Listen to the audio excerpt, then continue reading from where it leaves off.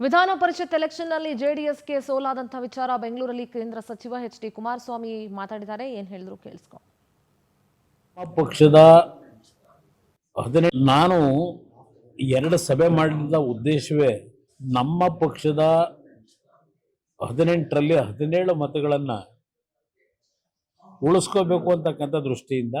ಕೊನೆಗೆ ನಮ್ಮಲ್ಲೇ ಶಾಸಕರುಗಳು ಕೆಲವರು ಇಲ್ಲ ನಾವು ಯಾವುದೇ ಕಾರಣಕ್ಕೂ ಅಭ್ಯರ್ಥಿ ಆಗ್ತಾ ಇದ್ರೆ ರಾಂಗ್ ಮೆಸೇಜ್ ಹೋಗ್ತದೆ, ಸೋಲು ಗೆಲುವು ಚುನಾವಣೆಯಲ್ಲಿ ಇದ್ದಿದ್ದೆ, ಅಭ್ಯರ್ಥಿಯನ್ನು ನಿಲ್ಲಿಸಲೇಬೇಕು ಅಂತ ಹೇಳಿ ನಮ್ಮಲ್ಲಿ ಕೆಲವು ಶಾಸಕರು ಒತ್ತಾಯಗಳನ್ನು ಮಾಡಿದ್ರು. ನಾನು ಅವತ್ತು ಹೇಳಿದ್ದೆ, ನನಗೆ ಬೇಕಾಗಿರೋದು ನಮ್ಮ 17 ಜನ ನೀವೇನಿದ್ದೀವಿ ಅಂತ ಹೇಳ್ತೀರಿ, 17 ಮತಗಳು ಯಾವುದೇ ಕಾರಣಕ್ಕೂ ಒಡೆದೋಗ್ತಕ್ಕಂಥದಕ್ಕೆ ಅವಕಾಶ ಕೊಡಬೇಡಿ. ಯಾಕೆಂದರೆ ಹಿಂದೆನಾದರೂ ಅನುಭವ ಆಗಿದೆ ನನಗೆ. ಎಕ್ಸೆಪ್ಟ್ ಒಬ್ಬರು ಈ ಜಿಲ್ಲೆಯವ್ರನ್ನ ಬಿಟ್ಟು ಕೆಲವರಾಗಲೇ ಸುಮಾರು 1-1.5 ವರ್ಷದಿಂದನೇ ಕಾಲು ಹೊರಗಿಟ್ಬಿಟ್ಟರು. 2 ಕಾಲನ್ನು, 1 ಕಾಲಲ್ಲ 2 ಕಾಲು ಇಟ್ಕೊಂಡವ್ರೆ. ಅವ್ರಿಗೆ ಬೇಕಾದಂಥ ಸಂದರ್ಭದಲ್ಲಿ ಹೇಳಿಕೆಗಳು ಕೊಟ್ಕೊಂಡು ಬಂದಿದ್ದಾರೆ.